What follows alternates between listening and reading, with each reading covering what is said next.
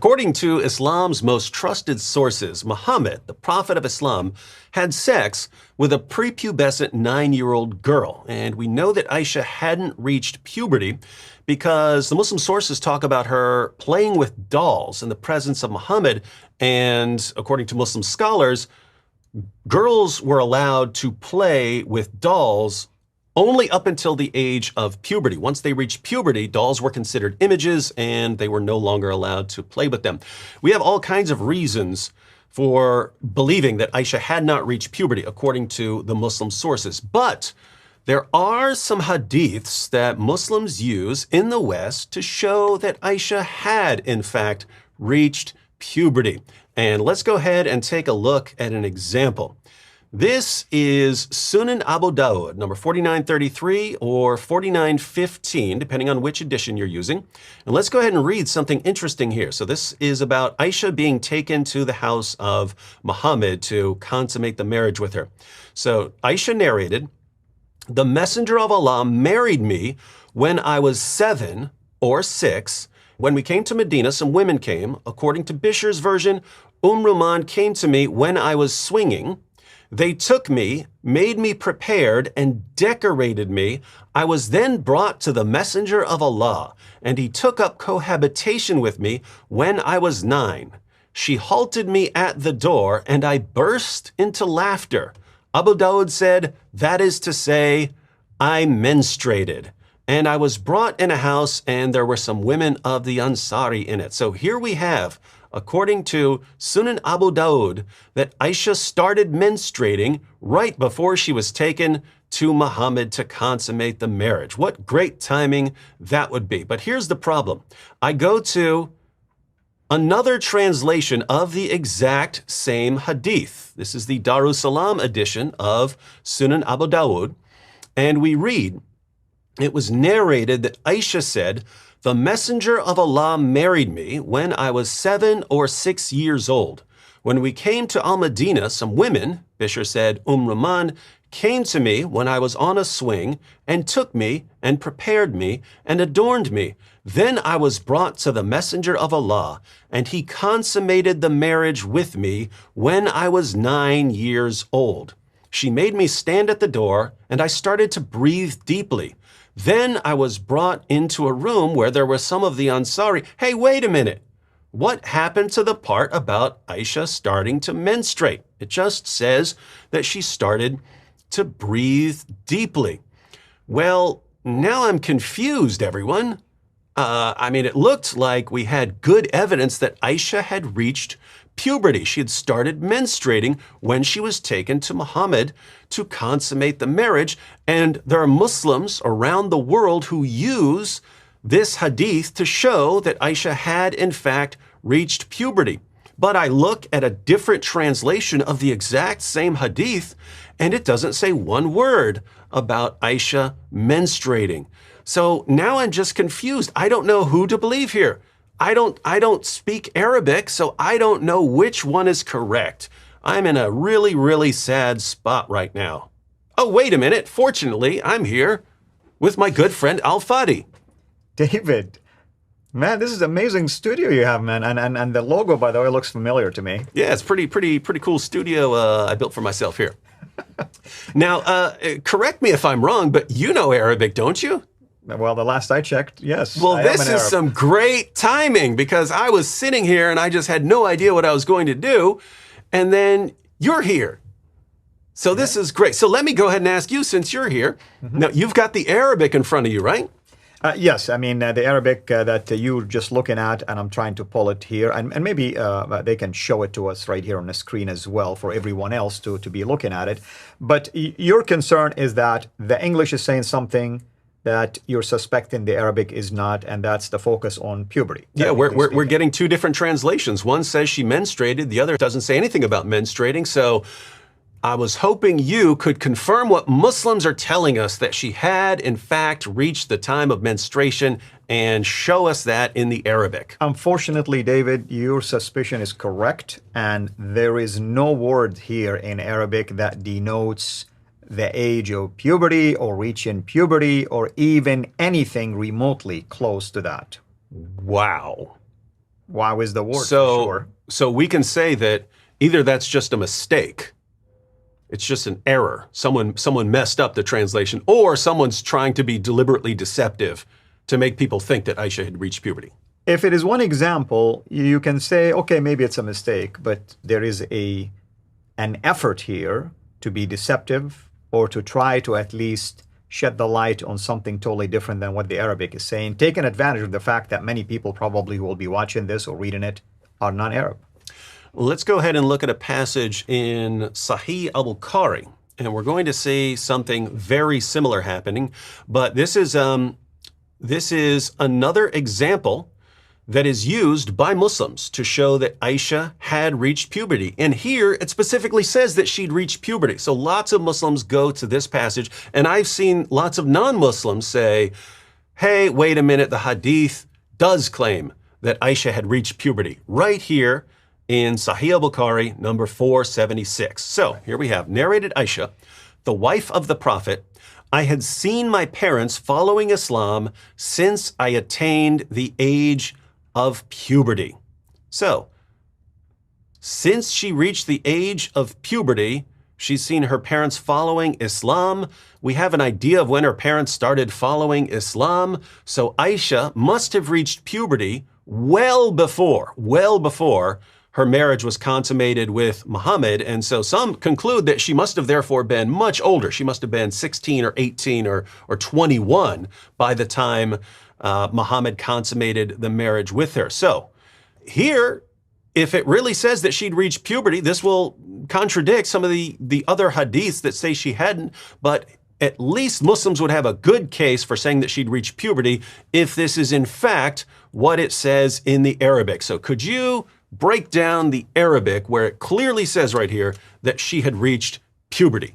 There is no word in the Arabic at all denoting puberty. My suspicion is that they took a word here, aqil, meaning recall, or as far as I can remember, and somehow they're connecting this to puberty. That's my only suspicion here. So this in the Arabic, it doesn't say puberty. It does not. You're saying they're interpreting something else to mean puberty for this. That's right, exactly. Okay, so you're saying that means something when I could recall. That's pretty much. I mean, it has to do with the word aql, meaning brain, memory. So they're either thinking of it as far as I can recall, or when I started it to remember things. Somehow they're making a connection here to that. And there's no connection, right? There's no connection between saying, hey, from the age I could recall things, and saying, oh, that's puberty. As if when you reach puberty, that's when you start being able to remember things, right? Unless there is a different science that they're following. I'm Some not weird aware of stuff. anything like unless that. You, unless you reach puberty and then you got a head injury, forgot everything, and then all of a sudden, right then, you started remembering things. But I don't know who to believe here, so let's go ahead and take a look at another Muslim translator, Aisha Bewley, one of the most popular Muslim translators in recent years.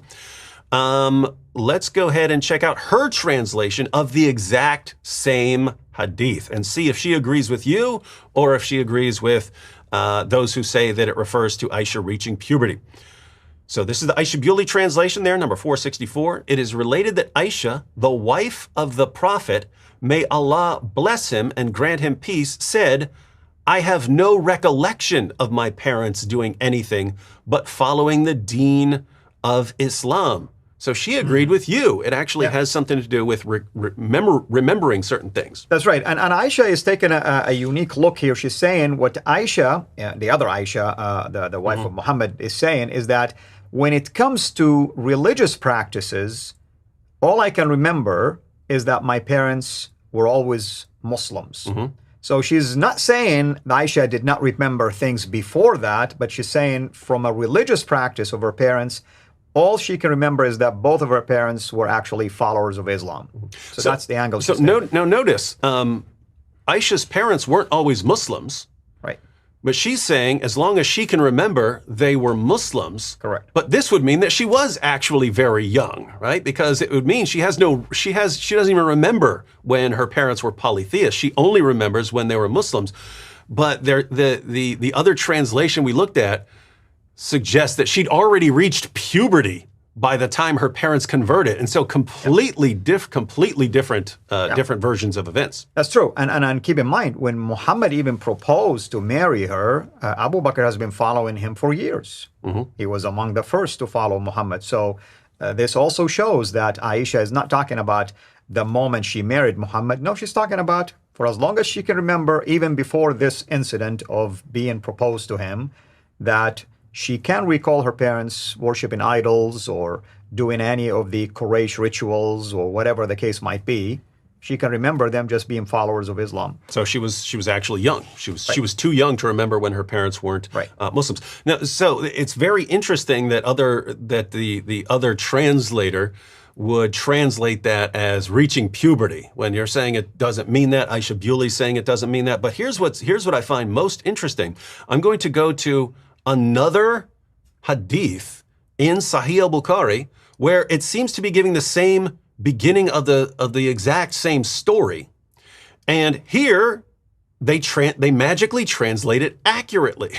And so look at this. This is Sahih al-Bukhari number 2297, and it's the same thing. Narrated Aisha, wife of the Prophet, since I reached the age when I could remember things, I have seen my parents worshiping according to the right faith of Islam. So here they suddenly know what it means for Aisha to be saying that from the time she could remember anything, she remembers her parents following Islam. So given the Arabic here, is the Arabic the same? In other words, are the two passages talking about the same thing in Arabic? The Arabic is almost identical. So this is why you can tell it's the English side that is trying to sway things or tilt the balance, if you wish, and try and maybe there is an agenda, as you stated. And you can't blame them. I mean, they know the English audience is going to be disturbed by things like this. So they're trying somehow to lessen the impact and insert the idea of puberty.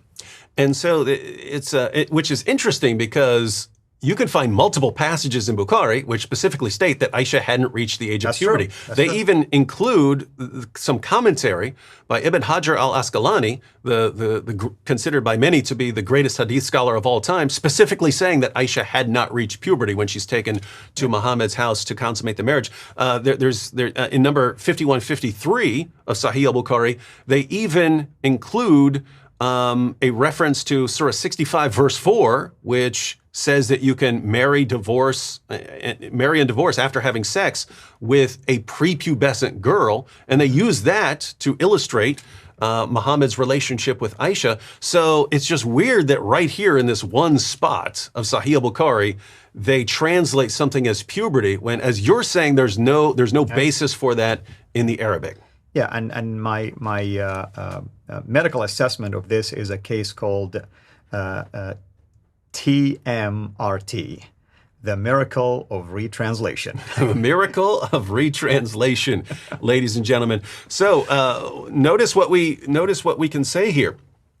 There are Muslims all over the world who are really bothered by Muhammad's relationship with Aisha. They're told all their lives that Muhammad is the greatest man who's ever lived and that he was perfect in every way. And then they find out that Muhammad had sex with a 9-year-old girl. And at first they generally deny this. Oh, no, he couldn't have done that. But then we show them the sources. And then they eventually start saying, well, right here in Sahih al-Bukhari, it says that Aisha had reached puberty. But even that is based on a mistranslation, and it's not found in the Arabic. That's very interesting. Now, I want to point out one more thing about why this is so disturbing. So I'm going to pull up here a passage from an article by the Yaqeen Institute. This is Asadullah Ali Andalusi and Jonathan Brown. Jonathan Brown is a world-renowned Islamic scholar. And we have here them using this quotation from Sahih al-Bukhari, and they don't try to actually translate it as puberty, but they say that it refers to puberty. But look at what they say here. Narrated Aisha, I had seen my parents following Islam since I attained the age of reason. So not the age when I can remember things. It's the age when I've gained my reasoning ability. And they're saying that refers to the age of puberty. Not a day passed, but the Prophet visited us both in the mornings and evenings. So they're saying that in the Arabic it refers to the age of reason, and they're saying that's puberty. Which is just silly. Even if you wanted to say age of reason, on what planet do you suddenly begin to reason when you reach puberty? That's true. Yeah, there are people who reason really in really sloppy fashion after they reach puberty, and there are very intelligent people before they reach puberty. I mean, I wish they would give us maybe a medical research that was done and saying, hey, we're relying on this research, and that's why we're assuming the age of reason meant puberty. Mm-hmm. But even when you look at the Arabic, there is no such thing as the age of reason. All she's saying is, for as far as I can remember, mm-hmm. has nothing to do with reason, has nothing to do with knowing right from wrong. This is just remembering thing. Age of reason to me is that you know what is right, you know what is wrong now, mm-hmm. and you're accountable for it. Yep. And so, you're according to what you're saying, it's actually very simple. She's just saying, hey, as long as I can remember, my parents are following Islam. Very simple, very straightforward. And then you have a mistranslation that then gets used to defend Muhammad. And it's one thing for Muslims to do this. It's one thing for your average Muslim who doesn't know what the Arabic says, who doesn't know how to read this passage and interpret it and understand it, and just reads the English translation and says, oh, there, you see, Aisha had reached puberty. It's one thing for a Muslim like that. They don't know what they're talking about, but I wouldn't think that person is trying to deceive me. But when I see Muslim scholars and they're using it, and they know that it says nothing about puberty, and they're still maintaining that this actually refers to Aisha reaching puberty, I can only assume that they are deliberately trying to deceive their Muslim readers in order to keep their Muslim followers from leaving Islam based on how disturbed they are about this issue. That is very true, and again, I want to give them the benefit of the doubt. At least the Yaqeen Institute, if they can just show us, maybe they have access to a medical research that inserts something like this. I mean, I'm open for the idea. Just let's look at the evidence. Mm-hmm.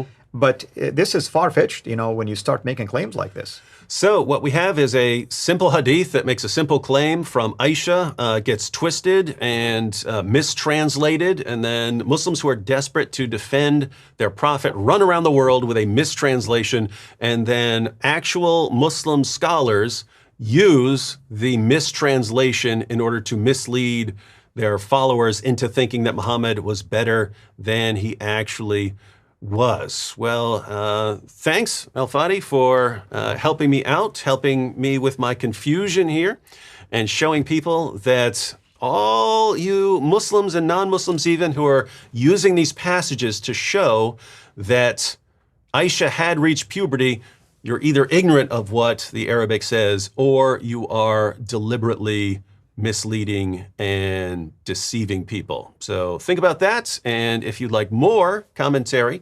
on Muhammad and the Quran from someone who knows the Arabic and can cut through a lot of the nonsense, be sure to check out Al-Fadi's channel, Sira International.